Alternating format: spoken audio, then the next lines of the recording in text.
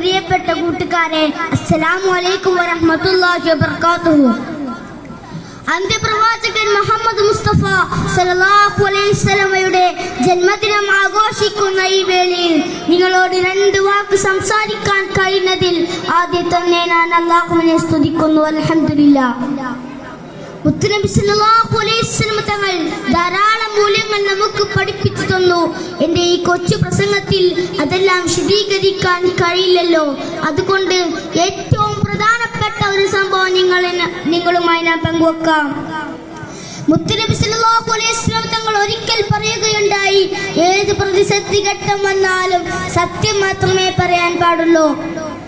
ഇത് വെറുതെ പറയുക മാത്രമല്ല അവിടുന്ന് ചെയ്തത്, ഇത് അവിടുന്ന് ജീവിതത്തിലൂടെ കാണിച്ചു തരികയും ചെയ്തു.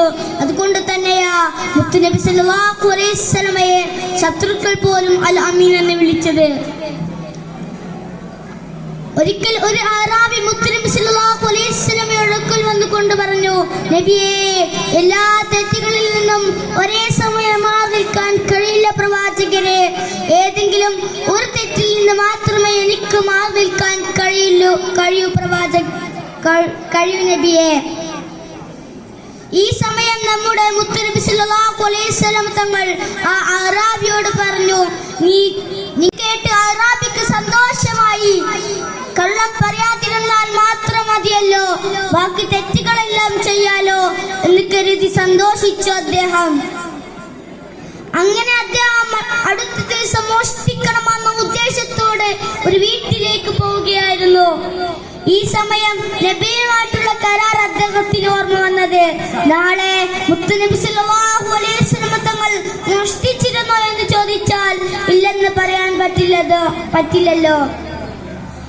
അതോർത്തപ്പോൾ അയാൾ മോഷണത്തിൽ നിന്ന് പിന്മാറി. ഇങ്ങനെ ഓരോ തെറ്റ് ചെയ്യുമ്പോഴും നബിയുമായിട്ടുള്ള കരാർ അദ്ദേഹത്തിന് ഓർമ്മ വരികയും എല്ലാ തെറ്റുകളിൽ നിന്ന് ഒഴിഞ്ഞു മാറി സ്വാലിഹായ മനുഷ്യനായി ജീവിക്കുകയും ചെയ്തു.